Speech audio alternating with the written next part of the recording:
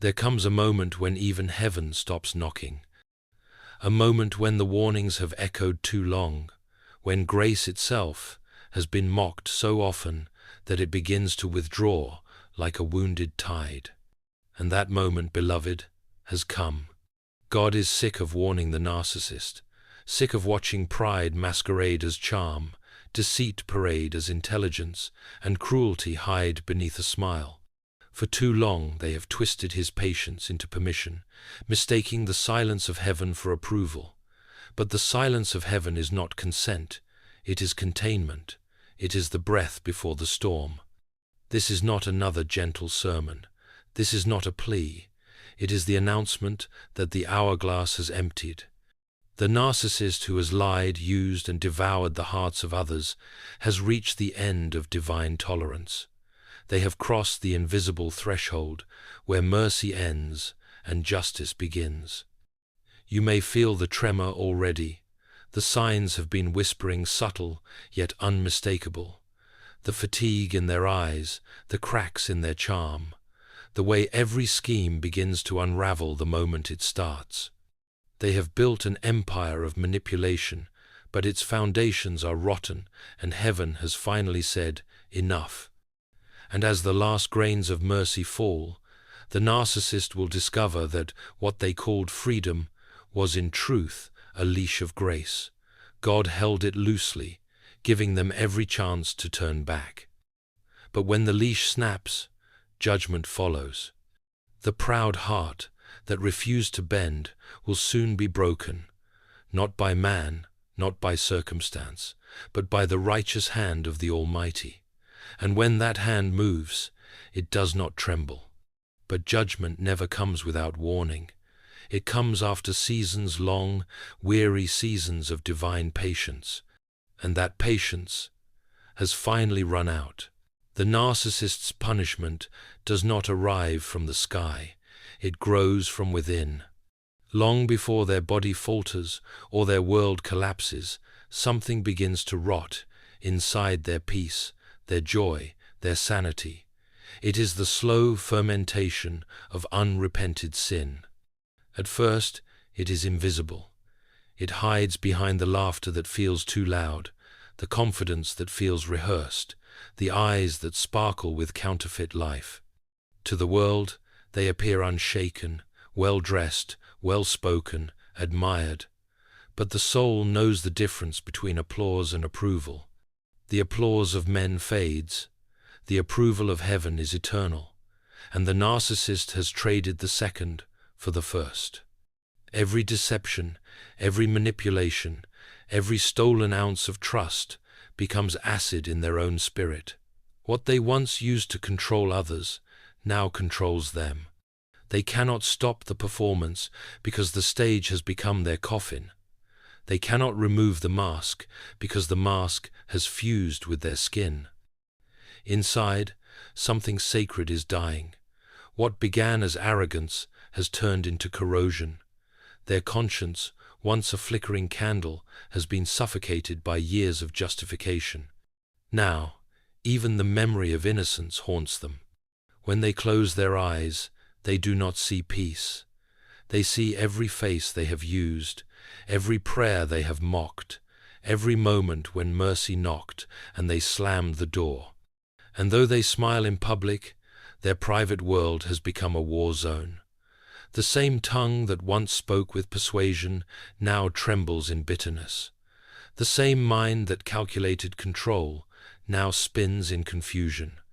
They wake up at 3 a.m., not because of noise, but because silence has become unbearable. The spirit they grieved will not let them rest, and yet they still resist. They call it stress. They call it anxiety. They tell themselves, everyone feels this way. But no, what they feel is exposure. It is God pulling the curtain back on the show they built. It is divine light hitting the rot. And the smell of that rot can no longer be hidden by perfume, luxury, or charm. They used to say, nothing touches me, but now everything does. The smallest thing offends, the slightest loss enrages, the tiniest delay feels like rejection. Because control was their oxygen, and heaven has begun cutting off their supply, they no longer command the room drains them. Every relationship turns heavy. Every conversation reminds them of what they've become. They are running from consequences that now live inside them.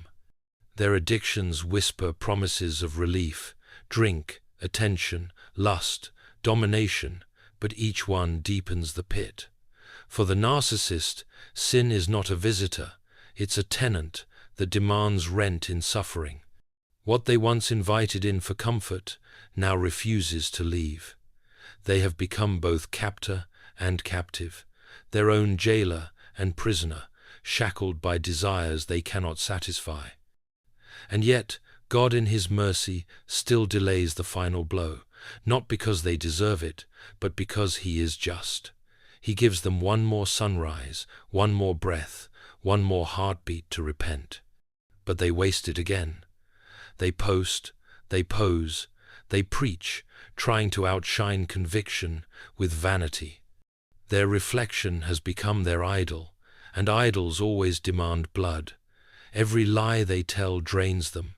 Every false apology corrodes them. The body grows weary under the weight of spiritual decay.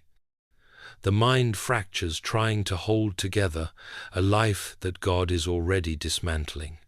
This is how judgment begins, not with lightning, but with exhaustion. Not with a scream, but with silence that echoes like thunder in their chest. And soon, that inner storm will break the surface, because what festers within cannot stay hidden forever. It begins with an ache, a restlessness, a feeling that something is closing in. They will mistake it for misfortune, but it is divine justice wrapping its fingers around their world. The very sin they used to hide from others will now drag them into the open. The liar will be exposed by their own tongue, the manipulator undone by their own schemes, the proud destroyed by their own reflection.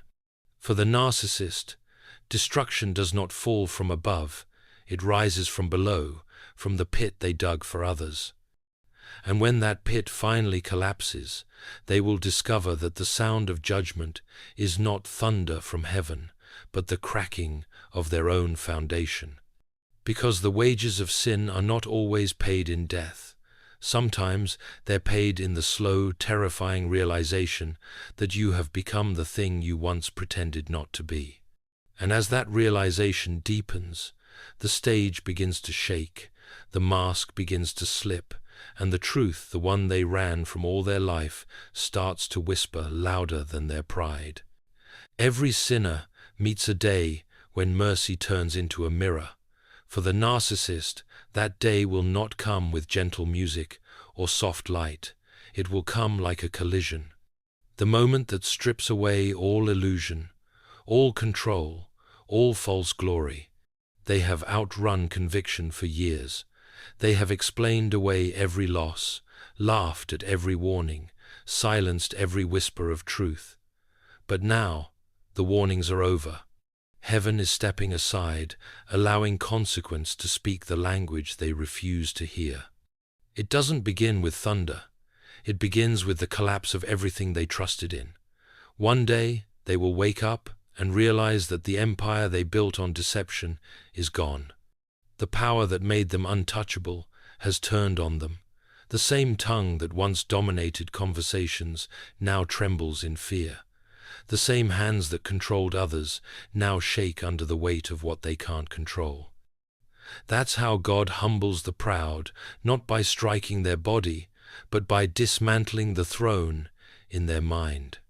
There will be a moment, a phone call, an illness, a betrayal, a public fall, when everything they've done circles back. The seeds of manipulation have grown into thorns. The faces of those they wounded appear before them like a gallery of judgment, and suddenly they'll feel the crushing truth. They were never the gods they pretended to be. This is the moment of scared straight. The mercy that once felt distant will now become terrifyingly close. God is not pleading anymore. he's proving. His voice will not whisper, it will thunder through circumstance. The narcissist will stand in the ruins of their own creation and realize that every wall they built was made of paper. And what comes next is fear, the kind that doesn't fade when the lights come on. Because they will finally see that God was never ignoring them. He was watching, patiently recording, waiting for the day when exposure would be the only cure left. Their world will slow down, the spotlight will die, the audience will disappear, and in that emptiness they will hear the words they never wanted to hear. Now you will listen. But judgment, even in its terror, is mercy disguised. For some, it becomes the last chance to kneel before it's too late, and for others, it's the moment that reveals what kind of soul they truly are. The narcissist will face the truth that what they called control was only a delay of consequence. They will cry out, but heaven will be silent, because heaven has already spoken. The storm that's coming is not random, it's divine arithmetic, the equation of pride meeting justice. And maybe, just maybe, that fear will wake them up. Maybe the fire will finally burn away the illusion, and for the first time in their life, they'll understand what humility feels like. But that understanding will come with pain, the kind that leaves a mark, the kind that no medicine can erase. They'll realize that God doesn't need to destroy a narcissist's body to judge them. He only needs to let them live long enough to see everything they worshipped fall apart. And that moment, though dreadful, is holy. Because the fear of the Lord is not cruelty, it's clarity. It's the revelation that life without repentance is not freedom, it's a countdown. If you feel that same trembling within your spirit, that quiet warning that something must change, don't ignore it. That stirring is not anxiety, it's mercy knocking. God doesn't send storms without reason, He sends them to redirect. Comment below with the words, "Lord, wake me before the storm." Because for those who still have ears to hear, conviction is not punishment, it's protection. There comes a point when the narcissist no longer walks among the righteous. They begin to dwell among reflections of themselves, souls just as hollow, just as deceitful, just as addicted to power. What was once one corrupted spirit becomes a gathering of the damned. They orbit each other like broken stars, pulling one another into darker gravity. This is not coincidence, it is divine orchestration. God removes His chosen from their presence and lets them taste the company of their own kind.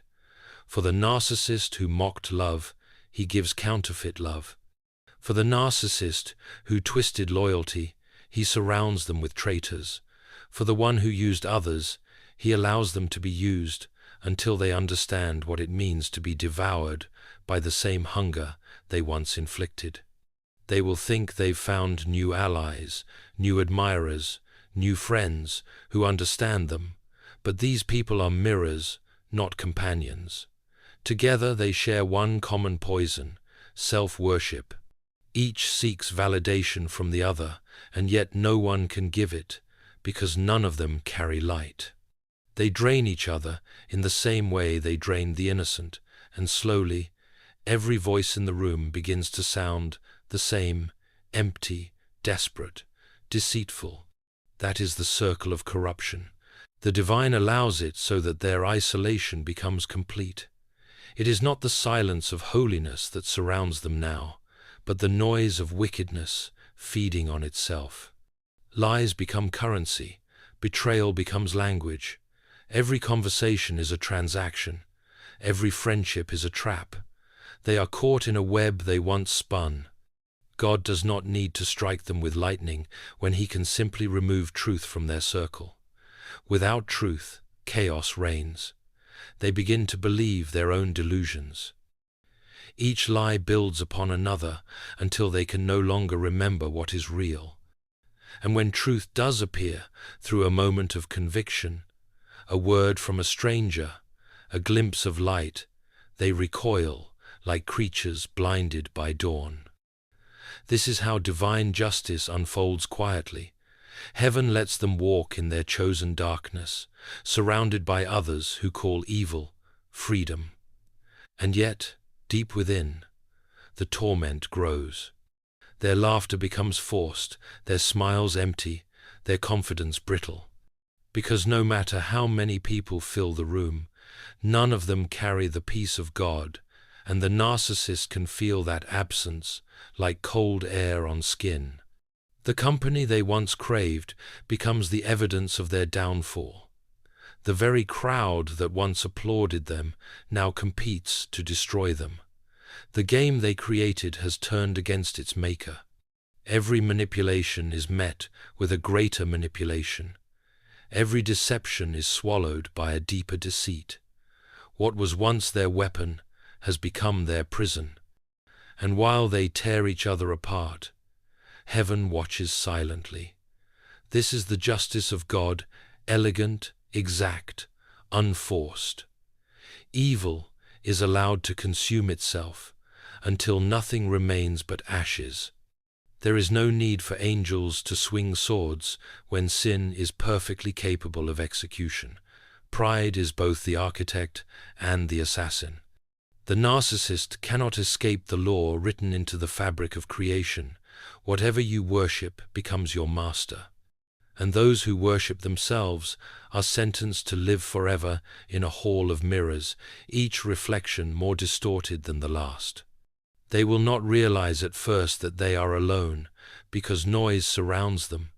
But the noise is not company, it is the echo of souls in the same torment, trying to convince each other that the darkness feels like freedom. And so, God lets them keep dancing in that circle until they finally see what light looks like. By contrast, everything they once mocked, everything they once betrayed, everything pure that once stood in front of them and said, "Turn back." But now there is no one left to say it. The righteous have withdrawn, the protectors have gone silent, heaven no longer argues.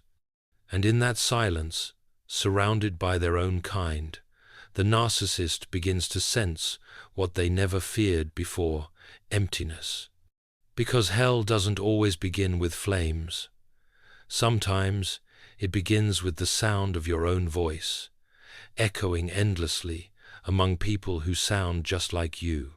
And when every echo starts to blend into noise, when every lie begins to taste like ash, that's when something shifts. It's not remorse, it's reckoning. The game starts to turn on its maker. What was once entertainment becomes exhaustion. What once fed their ego now devours their peace. That is the quiet moment before the fall, when corruption begins to feed on itself, and defiance runs out of room to hide. Because after corruption finishes its circle, consequence begins its work. There comes a time when even mercy must defend itself, when the patience of God, stretched thin by arrogance, begins to harden into justice.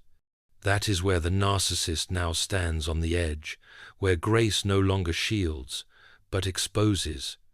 At first, the shift feels subtle, almost invisible. The air grows heavier. The favor that once followed them starts to fade. The laughter around them loses warmth. Doors that always opened begin to resist their touch. It is not luck that has changed, it is covering. Heaven is withdrawing its hand. They try to fill the emptiness with noise. They talk louder, perform harder, search for new supply to validate the crumbling image of self-made power. But every new attempt feels weaker. Every victory tastes hollow. Because what once was sustained by grace is now collapsing under truth. God's justice is never hurried, yet it is never late. It moves like the tide, silent, certain, unstoppable. The narcissist does not recognize it at first, because it doesn't come in lightning or thunder. It comes in patterns, the same betrayal they inflicted returning to their doorstep, the same manipulation turning on its maker, the same cruelty finding its echo in the voices of others. What they once sowed carelessly has now matured into harvest. And no matter how they deny it, they can feel it. They feel it in their body, where exhaustion replaces adrenaline. They feel it in their mind, where confusion replaces control. They feel it in their spirit, where silence replaces the illusion of invincibility. What they called strength was only borrowed peace, and that peace has been reclaimed by its giver. The unraveling is methodical. God does not humiliate, he reveals. One by one, the false supports fall away. The friend who no longer answers, the admirer who no longer believes, the opportunity that never calls back. Each loss is not random, it is surgical. He removes what they worship, so they can finally see what they became. Still, they resist. They tighten their grip on pride, believing they can outlast heaven. But pride is heavy, and their hands are trembling. The same stubbornness that once built their world now drags them into the ground. Judgment does not need to chase them. It simply lets them sink under the weight of their own defiance. Soon, their brilliance turns to bitterness, their charm to paranoia, their ambition to fear. They no longer trust anyone, because deceit has become the only language they understand. The isolation they once used as armor becomes their cell. And in that stillness, when there is no one left to control or convince, they finally meet the one voice. They cannot silence the voice of God, saying, "You have reaped what you have sown." Yet even in judgment, there is precision. God does not destroy in rage, he dismantles in truth. He lets the narcissist taste exactly what they gave: the manipulation, the abandonment, the emptiness, and in that tasting, revelation is born. The very pain they mocked in others now teaches them what compassion would have felt like. But revelation does not always lead to repentance. Some hearts only harden further. They call this season unfair, curse the heavens, and cling to their own reflection like a dying god, worshipping its own image. Yet even that denial serves a purpose. It completes the circle. For when a heart fully rejects light, even the shadows begin to testify. This is the consequence of defiance, not fire from the sky, but the slow collapse of every false thing. Mercy steps back, and truth steps forward. And the truth, once hidden beneath layers of performance, begins to speak louder than every lie they've ever told. By the time they recognize it, it will be too late to manipulate their way out.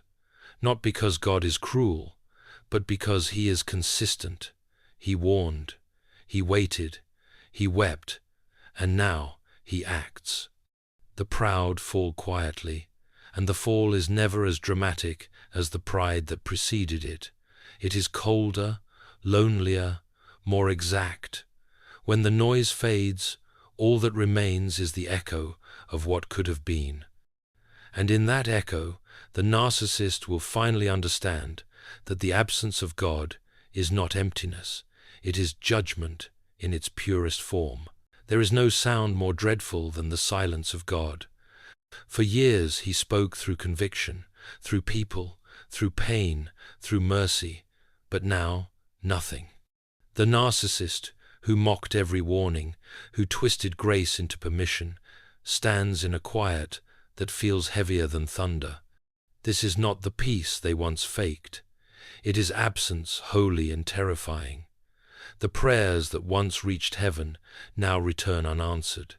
The same words they used to charm and manipulate now fall flat. The presence they used to feel in moments of crisis is gone, and though they won't admit it aloud, they know. They know heaven has gone still. God's silence is not neglect, it is justice expressed in restraint. When he no longer speaks, it is because he has said enough. Every ignored warning, every delayed consequence, every act of defiance has filled the cup, and now heaven has closed its mouth. The spirit that once whispered, "Turn back," has gone quiet, not because he stopped caring, but because he stopped pleading. And that is the punishment they never imagined: to live without the warmth of divine nearness, to walk through life surrounded by noise, yet unable to feel presence. They hear laughter, but can't taste joy. They see success, but can't feel peace. Everything external continues, but internally there is frost. They fill the silence with motion projects, people, pleasure, but the more they move, the louder the quiet becomes. It follows them into every room, lingers behind every conversation, hums beneath every lie. It is not just silence around them, it's silence within them, the echo of a soul disconnected from its creator. This is where judgment becomes holy precision. God no longer needs to send punishment. He simply withdraws himself. And when his presence lifts, the heart becomes its own prison. The narcissist calls it burnout, loneliness, depression. But it's something deeper, the soul realizing it's alone for the first time. They used to think God's silence meant approval. Now they learn it means completion. The conversation is over. Mercy has finished its work. Heaven no longer negotiates with pride. Every unanswered prayer, every closed door, every restless night is a divine statement. You have chosen your distance. That is what makes the silence of God so unbearable. It tells the truth without a single word. It reveals that the one thing they cannot control, cannot fake, cannot replace, is presence. Without it, everything they built turns to dust. And though the world still sees their confidence, heaven sees the hollowness beneath it. Because when God stops speaking, he is not gone, he is watching. And the silence that now surrounds them is not emptiness, it is judgment, fulfilling itself in perfect, unbroken calm. When God withdraws his presence, what remains is exposure. The narcissist once basked in borrowed light, your prayers, your forgiveness, your patience, but that covering is gone. What they mistook as personal favor was simply the reflection of grace near them, and now that grace has moved on. This is what divine separation feels like, not fire from the sky, but the slow unraveling of protection. What once flowed easily becomes strained. What once felt certain turns unstable. They keep reaching for what used to work: charm, control, pity, but nothing responds. The room feels colder. Heaven feels distant. They were once shielded because someone righteous stood beside them. The prayers of the faithful softened their consequences, delayed their storms, held back the tide. But when that intercession ends, the waves return. The moment the child of God walks away, the hedge of protection lifts. The narcissist thought they lost a person. They actually lost their covering. This is divine order at work. God separates the light from the darkness before he brings judgment. He doesn't punish the righteous with the wicked. He removes the righteous so the storm can strike unhindered. The narcissist's collapse is not delayed anymore, because the presence that kept them standing has been called home. They can feel it even if they won't say it. The ease they once felt around you is gone. The power they once had over you has vanished. They may mock your faith, but deep down they know you were the reason their life didn't fall apart sooner. You were a gate of mercy they took for granted, and when that gate closed, the flood began. Now, their world grows dim, their body weakens, their mind turns restless, their spirit feels cornered. This is not coincidence, it is divine subtraction. Every person of light is being removed from their orbit, one by one, until they are left surrounded only by what they have chosen: darkness. And in that darkness, they will come to understand the difference between love and dependence, They never loved the light, they fed on it. They mistook kindness for weakness, compassion for captivity, faith for foolishness. Now they see that what they mocked was the very thing sustaining them. The separation is final because it is holy. God's justice does not negotiate with rebellion, it isolates it. The narcissist stands where Lucifer once stood, outside the warmth of glory, still proud, still unrepentant, still insisting that they were right. But heaven is not arguing anymore. There is no need for thunder, no divine announcement, no angel with a sword. The punishment is already here. They must live without light. And so, while the chosen walk forward into new peace, the narcissist remains behind, still performing, still pretending, yet surrounded by silence that only grows louder. What once hid their emptiness is gone. The light they despised has departed, and with it every trace of protection they will ever know. Judgment does not always arrive with thunder. Sometimes it comes quietly, like nightfall.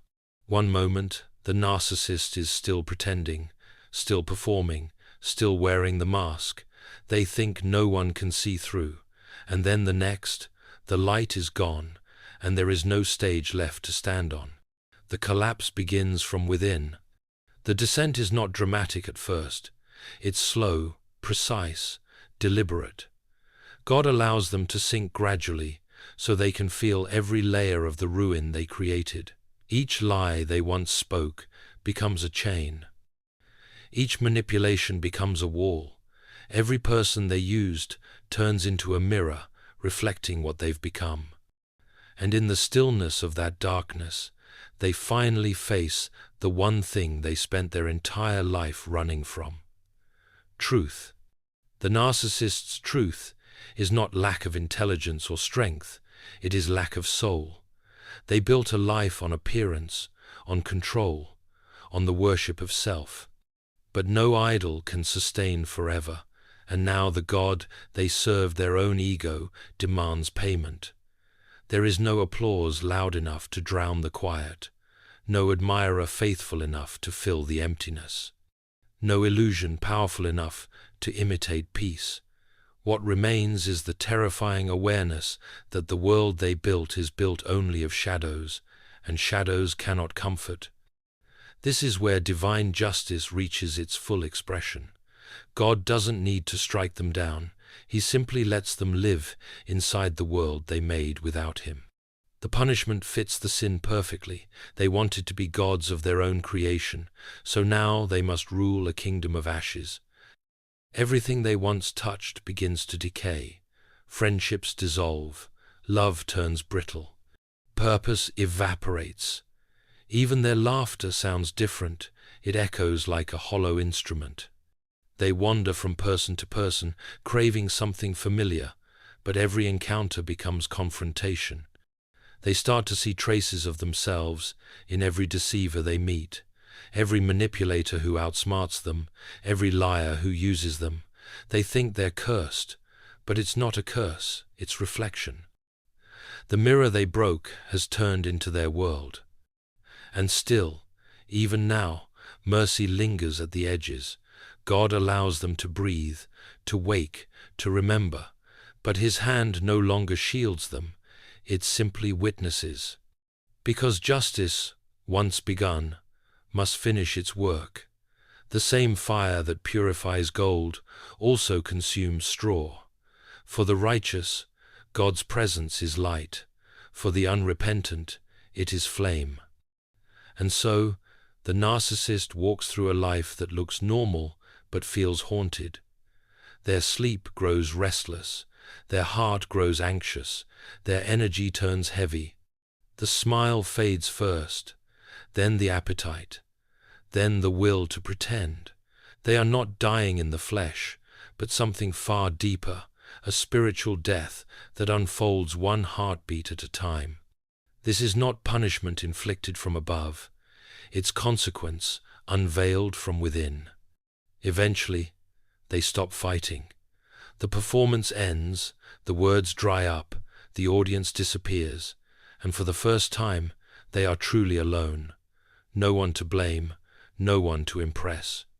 Just silence, and the distant awareness that this silence is not empty, it's occupied by the presence they rejected. God is not gone, he is simply unapproachable to those who refuse humility.